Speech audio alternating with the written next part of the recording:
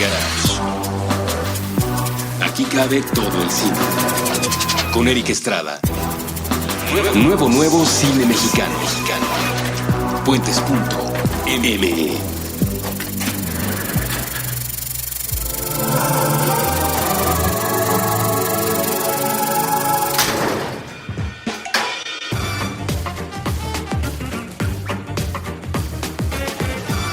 Hola, ¿qué tal? Yo soy Eric Estrada y les doy la bienvenida a un episodio más de Cine Garage en Puentes.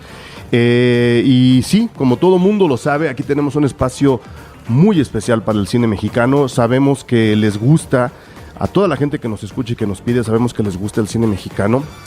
También sabemos que les gusta el documental. Entonces hoy esas dos cosas se van a juntar con una plática que creo puede darnos mucho de qué hablar. Entonces, para no alargar la introducción, quiero presentarles al director Atuey Viveros, que viene ahora a visitarnos y con quien me reencuentro después de unos días paradisíacos en La Paz, en donde coincidimos hace un año exactamente, hace un año estábamos por allá, coincidimos para dar unos cursos de cine, que fue donde nos conocimos. Y todavía no había una fecha, hasta donde puedo recordar, una fecha definida para el estreno de Café, que es el documental que vamos a comentar esta tarde. Entonces, antes de entrar en materia, Atuey, mil gracias por estar con nosotros, mil gracias por venir, por sortear el tráfico de la Ciudad de México y estar aquí presente en Cine Garage. No, pues al revés, muchas gracias por el trabajo para generar este espacio y pues muchas gracias por la invitación y pues hola a quienes nos escuchan. Café, Atuey, para entrar rápidamente en materia, ¿en qué momento se empieza a generar Café? ¿En qué momento estalla Mi vida en minúsculas? Que es un proyecto completamente diferente, es una ficción. ¿Cómo empiezan a caminar estos dos proyectos para haber tenido primero aquella película y luego tener esta? O sea, te lo pregunto porque hay mucha gente que nos escucha y que más o menos sigue las trayectorias de los directores que están estrenando películas en cine, pero también hay mucha gente que está estudiando cine o que quiere hacer cine y que no alcanza a ver un camino claro, y desde mi punto de vista nunca hay un camino claro a la hora de hacer una película y mucho menos después para estrenarla. Entonces me gustaría que les comentaras eso. Pues yo creo que tiene que ver con descubrir el tipo de cine que te gusta hacer y pues pasa por un proceso que es el cine para ti, ¿no? En términos de ejecutarlo. Entonces, Mi universo en minúsculas es una ópera prima, ficción. Nos acompaña Diana Bracho, nos acompaña Aida Folk, una actriz catalana, Tara Parra y muchos otros actores. Es una producción ópera prima del Centro de Capacitación Cinematográfica. Es un proyecto hecho con cámaras de cine Panavision 35 milímetros. Tenemos una toma aérea en helicóptero y pues eso nos lleva a unas dimensiones de producción y de lógica de hacer cine que tiene que ver con pues escribir el guión, tener tu proceso, tal. Eso impacta a su vez en costos, logísticas y pues el resultado es Mi universo en minúsculas, que es una película que adoro. Luego viene Café. Café yo creo que es un acto de rebeldía contra Mi universo en minúsculas. Café es una película hecha por 4 personas. Estoy yo con el sonidista, Axel Muñoz. Tú haces el guión, la fotografía, la dirección. Yo hago la fotografía, la dirección, un poco participo en la producción. Carlos Hernández nos apoya en la producción. Y pues es un crew en realidad bien pequeñito. Redujimos la cámara, nos vamos con una cámara que ni siquiera es una DSLR, empiezan a salir las Lumix Panasonic GH2 y encontramos una óptica muy luminosa que abría .95, que era excepcional para los parámetros de la óptica que existen en otros formatos. Entonces dijimos, vámonos, aquí estamos, tenemos ya la tecnología, tenemos HD, tenemos ópticas muy luminosas, tenemos una cámara muy pequeñita, nada más para hacer una comparación, más o menos una cámara Panavision que usamos para Mi universo en minúsculas ocupaba 1.5 metros, la tenían que mover entre 2 personas. La Lumix es una cámara que puedes cargar en tu mano y pues la posibilidad de generar intimidad con estos nuevos aparatos pues es maravillosa. Entonces es una forma de cómo nos vamos a replantear el hacer cine y qué tipo de historias vamos a contar. Entonces Café es una historia personal, es la historia de una familia amiga que tiene que ver con el acompañamiento durante un año a partir de la muerte de Antonio Hernández, que es un gran amigo de mi padre. Es todo este año hasta el primer aniversario luctuoso y acompañar a la familia de Antonio en la forma cómo van a vivir este luto y qué va a pasar en sus vidas a partir de la muerte del padre. Es en una comunidad náhuatl, en San Miguel Sinacapan, en el estado de Puebla, y pues fue una maravillosa experiencia que pues me abre la puerta a lo que ahora estoy haciendo bastante más, que es documental. Bueno, estoy fotografiando ficción, pero a nivel dirección pues encontré una herramienta de un tamaño adecuado que tiene que ver con la producción, que tiene que ver con el equipo y que tiene que ver con las historias cercanas que podemos encontrar. Basta con mirar alrededor y pues ver que alrededor de nosotros hay historias maravillosas, claro, y que nuestras vidas pues son tan cinematográficas como la de cualquier otro. Claro. Ahora que explicas que se trata de el registro a lo largo de un año de lo que ocurre con esta familia tras el luto, tú los conocías, Antonio era amigo de tu padre, o sea, de ahí agarras la inspiración, porque evidentemente tú no sabías a dónde iba a llegar este año de seguimiento, o había algunas pistas que te decían podemos apuntar hacia allá. A la hora de preguntarte la diferencia entre la película anterior y esta, también me refería al cuál es el camino que se traza, o si ibas realmente recogiendo lo que pasaba todos los días, o si sí había una intención de llegar al final que eventualmente nos presenta la película. Claro, yo creo que al ver un poco la afectación de mi padre por la muerte de Antonio, me pareció que tenía que hacer algo con el cine, que era momento de explorar una historia personal. En algún momento pensé que podría ser acerca de mi padre, pero cuando vinieron los hijos de Antonio y nos reencontramos después de muchos años de no vernos, pues descubrí que la historia tenía que ser con ellos, ¿no? Nos habíamos transformado todos, ellos pues ya habían crecido, estaban en procesos académicos, tal, y pues yo estaba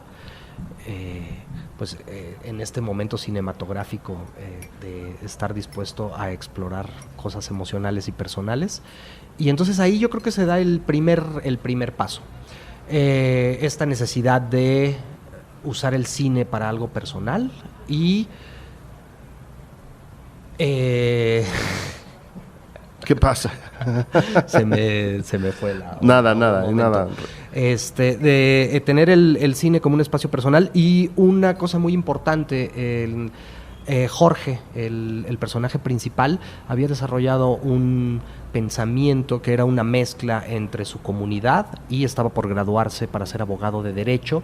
Entonces a él se generaban muchos cuestionamientos acerca de los sistemas de vida, porque ellos se rigen por el derecho de usos y costumbres, o bueno, por los usos y costumbres, y por otro lado había estudiado derecho, que en realidad pues es la espina dorsal de todo nuestro sistema social, y entonces estaba conflictuado con el tipo de visiones que presentaban estos dos mundos, ¿no? Entonces sabíamos que Jorge se iba a graduar y que pues él estaba viviendo un proceso personal que tenía que ver con la identidad y que pues tenía que hacerlo viviendo el luto de la muerte de su padre. Entonces, las dos cosas al mismo tiempo, además, ¿no? Claro, entonces era el escenario, y bueno, pues también compartiendo pues una amistad profunda desde la infancia, pues me pareció que había un escenario para explorar uno de los procesos cercanos de una persona cercana y pues cambiar la forma de aproximarte al cine. No teníamos la historia,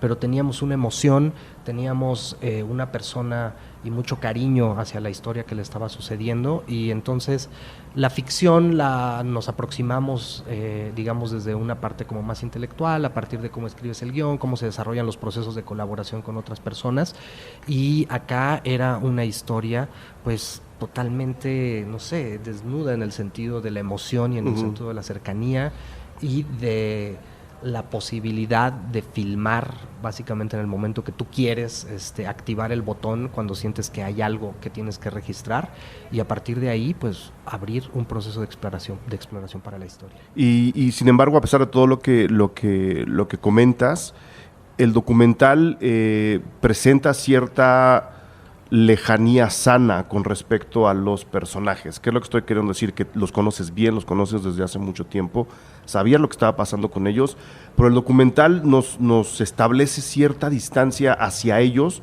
desde este lado de la pantalla, por supuesto.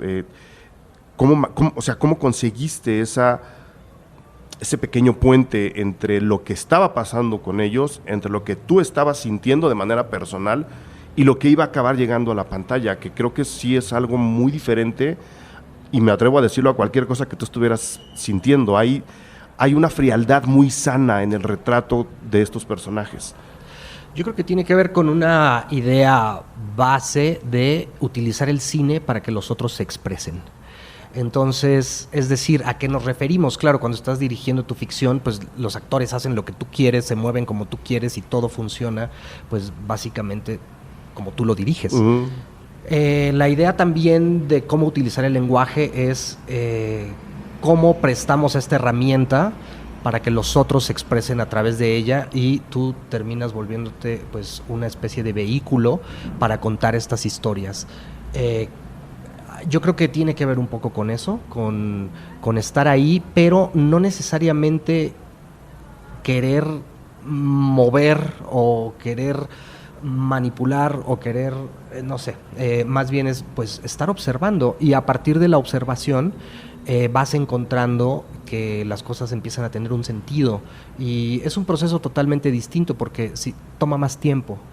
Tienes que ir entendiendo cómo van sucediendo las cosas y cómo se conectan con otras cosas que sucederán más tarde, pero tienes que estar ahí para poder ver todo el proceso y después sintetizarlo.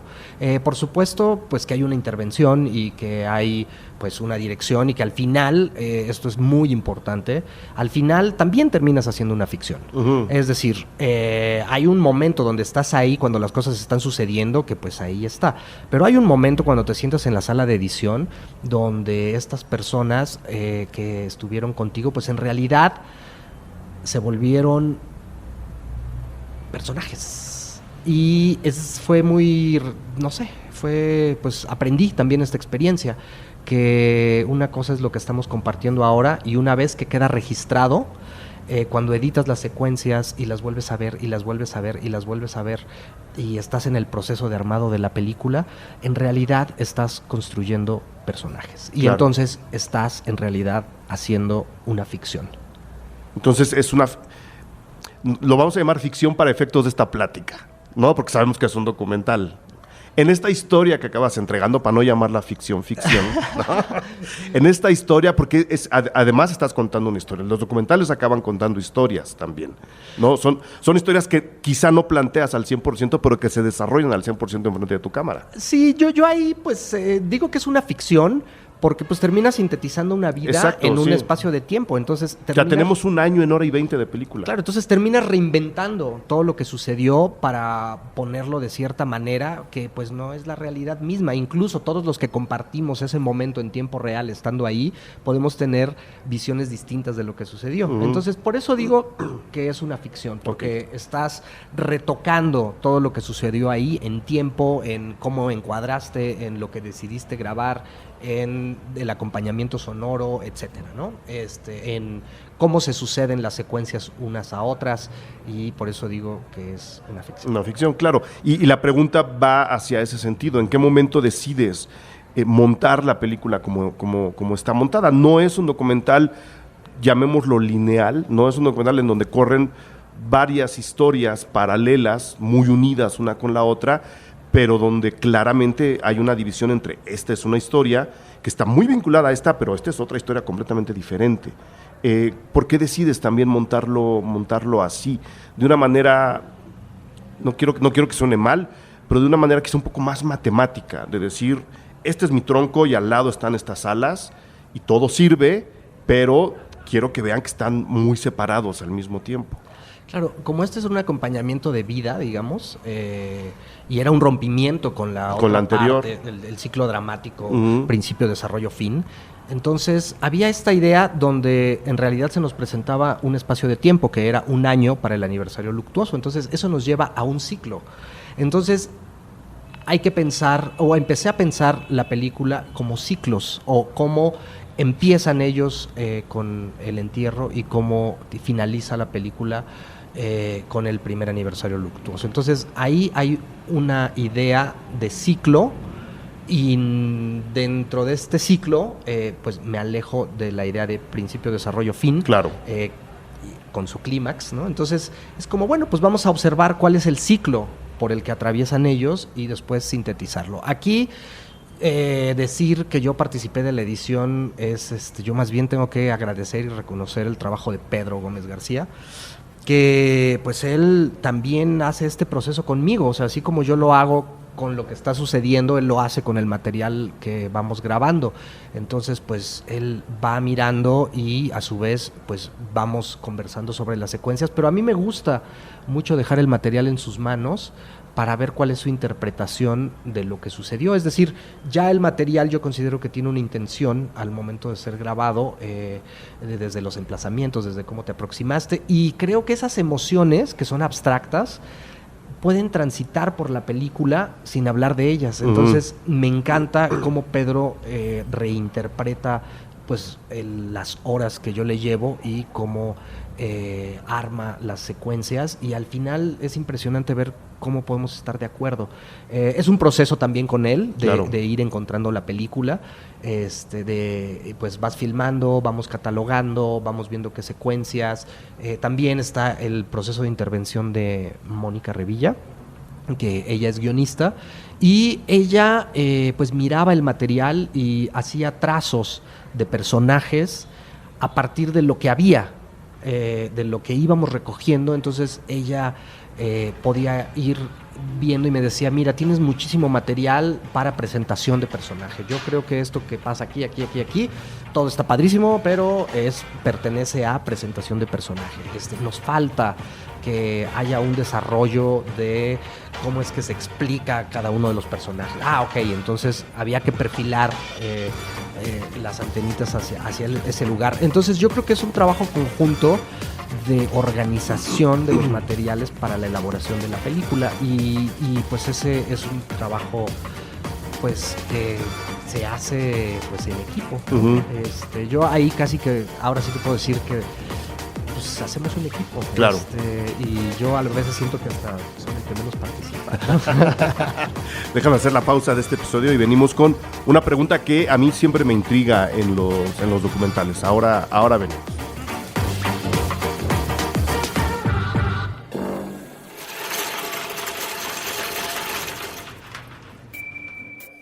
A los habitantes del multiverso que se encuentran en lugares distintos a la Tierra, necesitamos de ustedes. El accidente de la evolución nos ha afectado. Ahora mismo, el Homo sapiens piensa que este planeta y cuanto le rodea es de su propiedad. Somos incapaces de olvidarnos de la crueldad. Despreciamos a nuestros semejantes. Conservamos en muchas formas la esclavitud. Sí, nuestro cerebro ha sido capaz del arte y la ciencia. También hemos inventado la desigualdad y el odio. Estamos obsesionados con el tema de las clases sociales.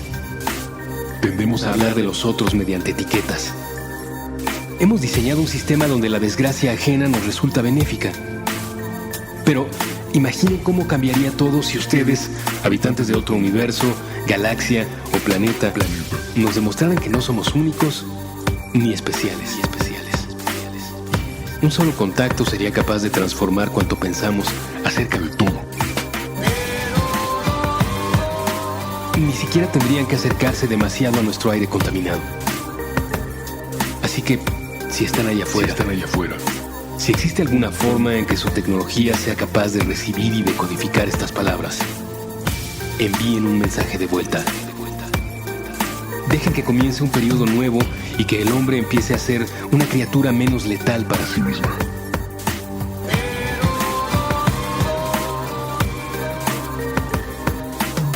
importante y es urgente. Un mensaje de puentes.ml para la vida más allá de la Tierra.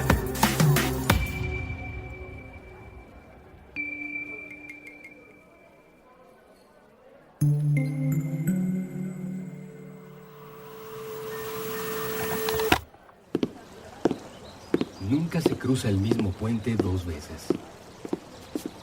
¡Lucha libre! Hola, escuchas de Puentes. Yo soy el Mucha Crema y los invito a escuchar Los Reyes del Beautiful con Cat Escarcho y Muelas de Gallo. Ellos descubrirán en el micrófono la mano experta, la inspiración del momento de cada uno de los luchadores. Amigos, escúchenlos en vivo y a todo color. ¡Con la silla!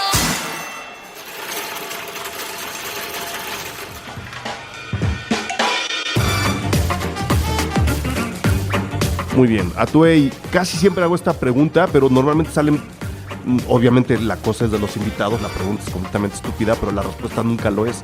Entonces, siempre que hay un documental, número uno, ¿qué tentaciones hubo que resistir durante el proceso de montaje? ¿Y cuánto duró el proceso de montaje? Porque estuvieron registrando material durante un año.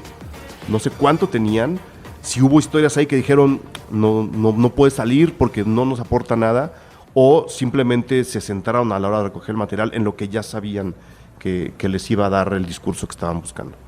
Bueno, la tentación siempre es el tiempo. Entonces te enamoras siempre de las secuencias, te enamoras de lo que viviste, te enamoras de cómo se registró, te enamoras de lo que estás viendo, y entonces de pronto, pues recortar es en realidad el gran reto, ¿no? Entonces, ¿qué hay que quitar? Esa es la gran pregunta. Entonces terminamos haciendo cortes con la acumulación de las secuencias que consideramos más importantes emocionalmente, que representan el espíritu de lo que se quiere plantear, y pues acabamos con una cosa gigantesca. Entonces a partir de ahí es qué quitar para quedarte con qué. Entonces ahí es donde pues el editor le entra, y hay una parte que a mí me gusta mucho, que es compartir las películas en su proceso durante los cortes, con amigos cineastas, con gente de otras áreas, para ir haciendo como pequeños grupos focales, para ir viendo qué les está llegando de esta idea, porque a veces tú puedes imaginar que, bueno, a mí me interesa que la película sea accesible en términos de diálogo con el público, ¿no? Entonces me interesa ir viendo y monitoreando el proceso para ver las pequeñas audiencias cómo lo están trabajando. Entonces eso nos ayuda mucho a ir identificando el tipo de lecturas que se pueden ir haciendo de las decisiones que tomamos y avanzar en el proceso. Entonces recortar, yo creo que es como la parte dolorosa. Sí, el atasque de grabar todo y luego pues montarlo y no te vamos a mandar con Michael Bay para que le enseñes a recortar. No, pues ahí es justo Mónica, la guionista, y Pedro en la parte de estructura, pues quienes me ayudan a dejar, a soltar, ¿no? ¿Y cuánto duró el proceso de montaje? Porque habría incluso quien podría decir que el documental es, y voy a entrecomillarlo con comillas gigantescas, corto. Las películas, y es una teoría que manejamos tanto en Puentes como en Cine Garage, duran lo que tienen que durar, ¿no? O sea, si la película dura 20 minutos, es una película de 20 minutos.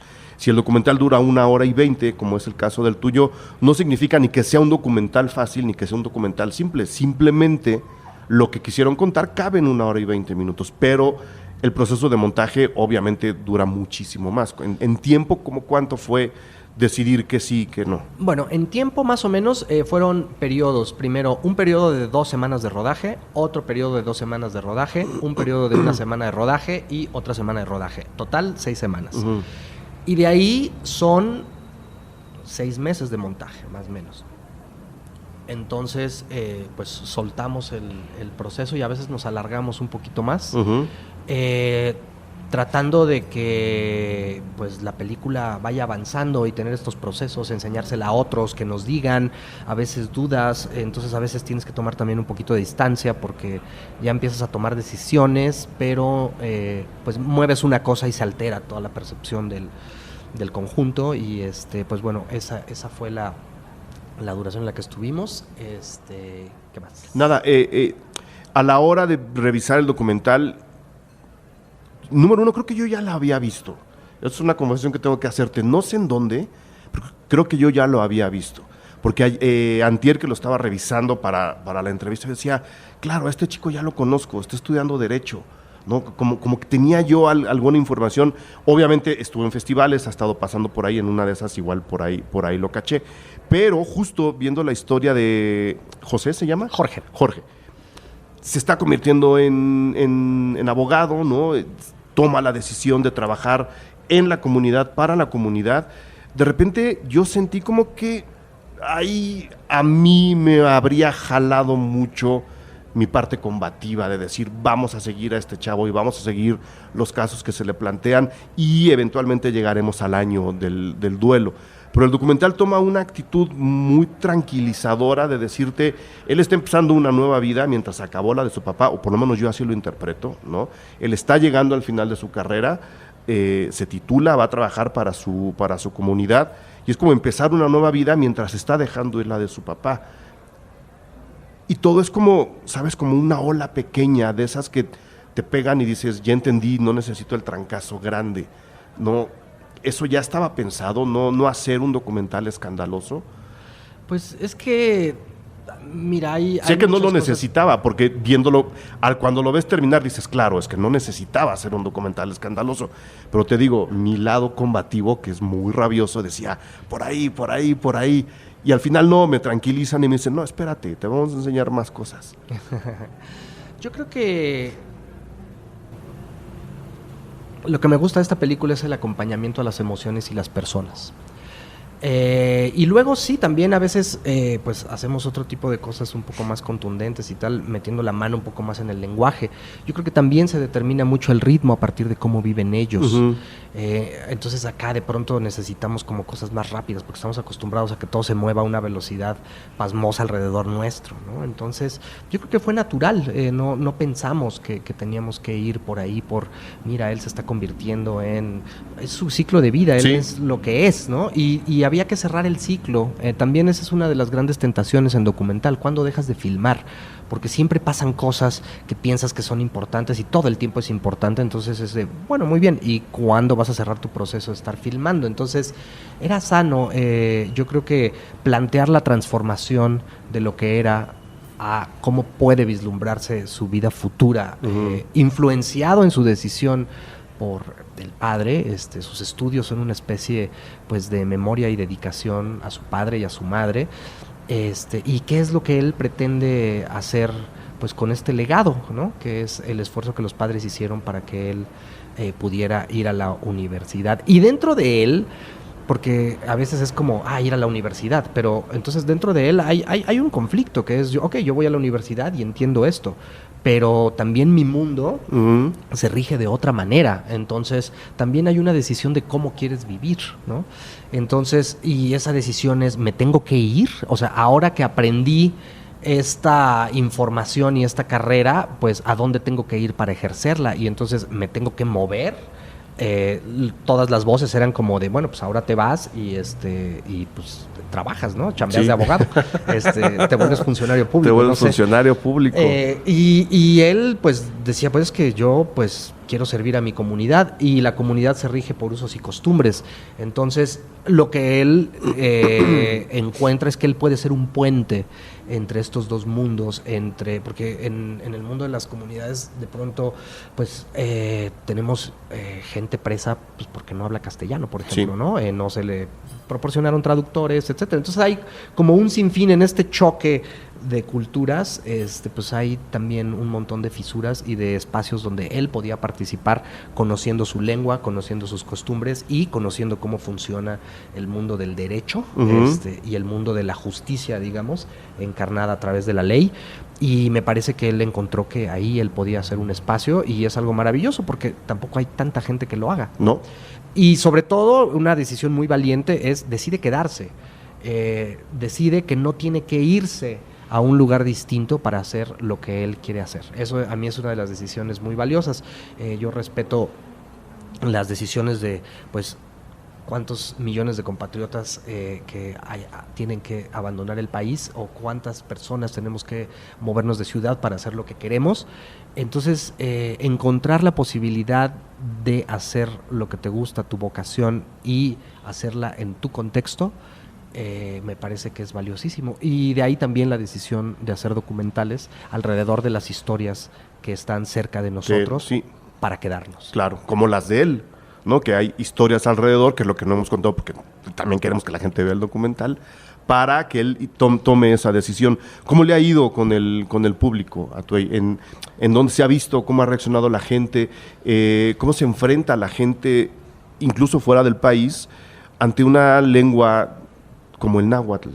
Sí, mira, había en algún momento pues una preocupación o esta idea de que claro, es que si haces cine de culturas originarias afuera, en cualquier lugar, te van a aceptar porque ¿no? Entonces de pronto pues llegas a festivales, pero pues de pronto hay historias sí, de todo el mundo. Entonces en realidad la lengua en la que está hablada la historia pues deja de tener esa relevancia, y lo que importa es la historia que ahí sucede. Entonces me encanta porque es una película hablada en su mayoría, yo diría un 95% en náhuatl, y de pronto es una historia que se vuelve universal. Sí.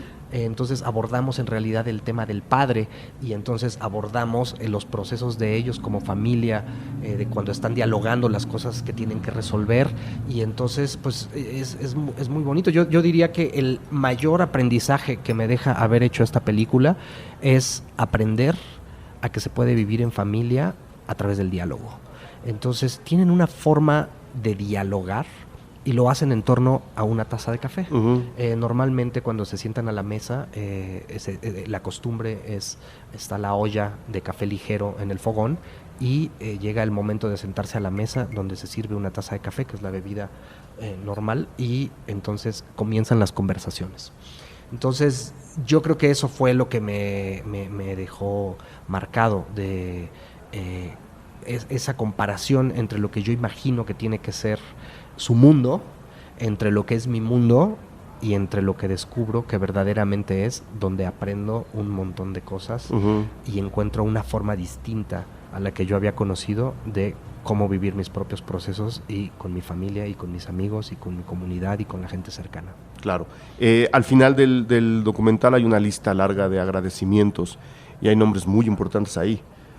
¿Cuál fue el proceso de colaboración? ¿Simplemente fue asesoría o le echaron el ojo y te dijeron córtala aquí, súmela allá? ¿Cómo se trabajó con tanta gente a la que agradeces? Como te digo, son procesos dinámicos para mí. O a lo mejor soy un pésimo director, no sé, necesito mucha ayuda. Entonces, todos necesitamos mucha ayuda, todos. Entonces, pues sí me gusta ir enseñando la película. Como te decía, pues hacemos grupos focales. Uh-huh. y pues invitamos y le pedimos a los amigos y le pedimos a los especialistas y le pedimos a quien se deje pedir para ver la película. Y por eso es que hay tantos agradecimientos, porque en realidad hay muchas opiniones vertidas en torno al proceso, y yo creo que la parte enriquecedora y esta parte del proceso vivo es cuando tienes ese material que tienes que ir organizando, y entonces vas también pues como, no sé cómo decir, espejeando tu idea. Uh-huh. Para ver cómo es recibida por los otros y los otros que te devuelven a ti. Es un proceso pues dinámico de creación, y por eso hay tantos agradecimientos, porque hay mucha gente que participa mirando la película y pues apoyándonos para que saliera adelante. Y ahora, ¿qué tan complicado fue el proceso para llegar a la cartelera?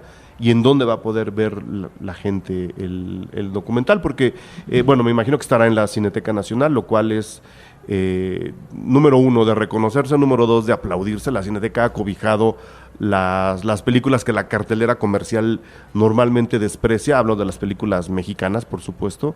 Pero tampoco fue un camino sencillo. Estoy checando fechas y creo que donde me tocó verlo fue en el Riviera Maya, ¿no? Probablemente fue que lo vi ahí donde me acerqué por primera vez, y es un camino largo hasta la cartelera. No sé si fue tan extenuante como suena, o simplemente también le estabas dando tiempo al documental para que llegara en un momento más cómodo para ti como director, como creador, como el contador de esta historia. No, pues en realidad tiene que ver con el esfuerzo conjunto. Poder distribuir esta película en realidad es un esfuerzo que comenzó siendo grupal, con distintos colegas realizadores que pues también tenían sus películas que pasan por los ciclos de festivales, pero pues nos parecía que las películas tienen que estrenarse y que es esfuerzo de los realizadores lograr que estas películas se estrenen. Entonces, pues de ahí hubo esta reflexión, porque pues uno sueña con que llegue un distribuidor, agarre tu película, entonces la meta y la en todas lleve a las todo el salas, mundo, sí. y ya, entonces pues de pronto descubres que pues eso no existe y tienes dos opciones: sentarte a pensar en lo que vas a hacer y dejar morir la distribución de tu peli, o pues enfrentarlo, y en realidad es un camino pues que cada quien se tiene que construir, y ha sido muy largo porque no lo conocíamos. Y entonces hemos recibido mucha ayuda. Entonces empezamos, está Carlos Hernández, que es el productor de Café, pero que él tiene una película que se llama De Puro Aire. Está Adrián Ortiz, que dirige Elevador y nos ayuda en el proceso de Café.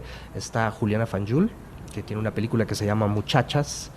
Y bueno, pues está Café, nos juntamos, ¿no?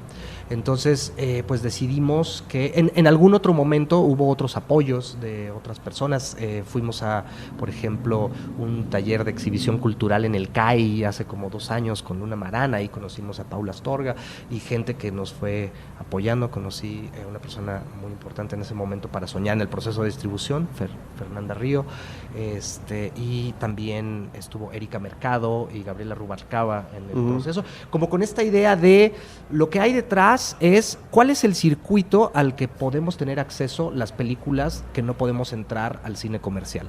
Entonces, y no quiere decir, nosotros lo intentamos, nosotros sí, claro.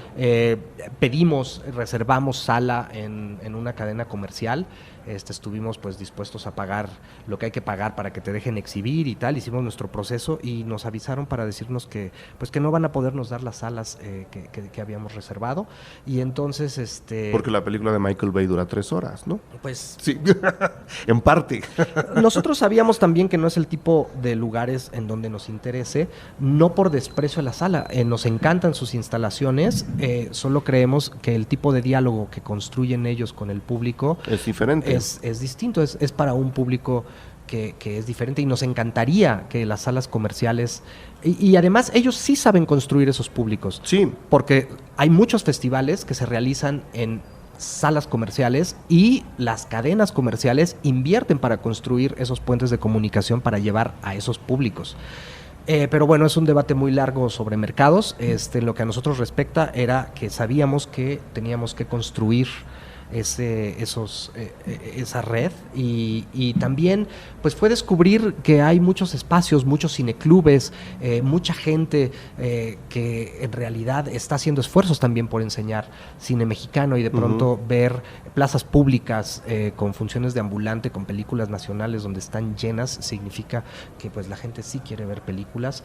Cuando ves estrenos en festivales, claro, y de pronto también ves las salas llenas, cuando ves la gente acudiendo a la Cineteca Nacional, en donde las películas pueden durar semanas y semanas hasta que ya se agoten y puedas tener un ciclo y salas llenas con cine mexicano, nos hace sentir que ese discurso que nos contaron de que siempre hemos hecho malas películas, por eso nadie las quiere ver, en realidad es una mentira de mercado, y descubrimos que hacemos muy buenas películas porque son muy bien recibidas en muchos lugares.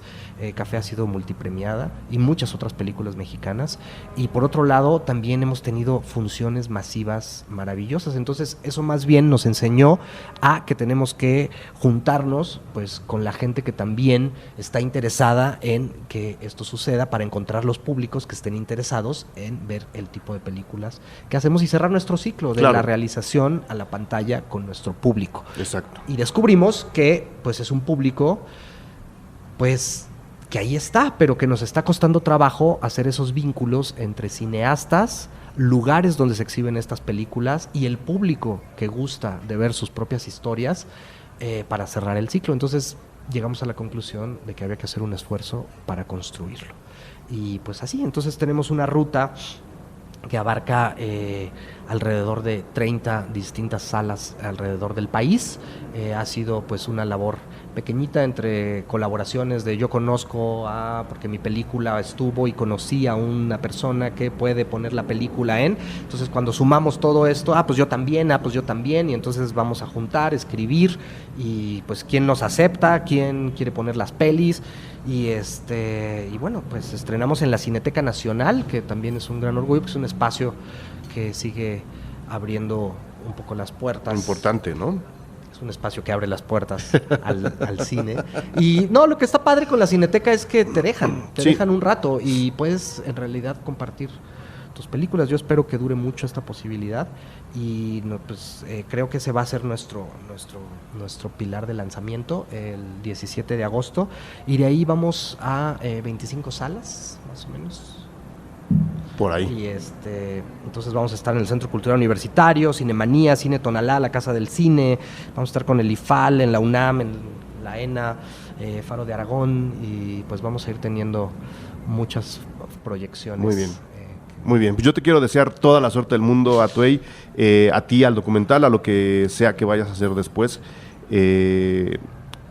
Muchísima suerte. A mí el documental me gustó mucho, me gustan ese tipo de acercamientos, ¿no? De dejar que el tema respire, no importa lo que alguien rabioso y enojado como yo le pida de vete por ahí, no, espérate.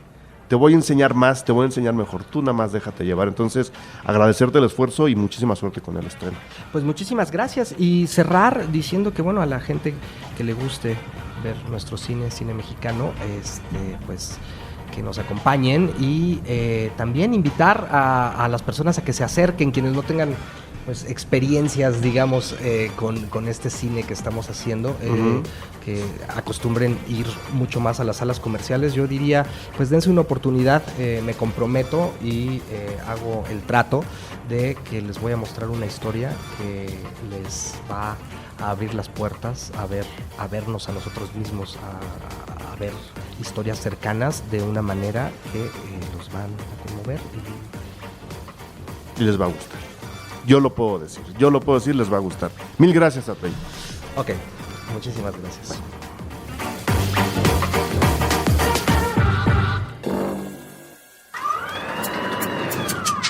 Cine Garage. Aquí cabe todo el cine. Con Eric Estrada. Nuevo cine mexicano. Puentes.me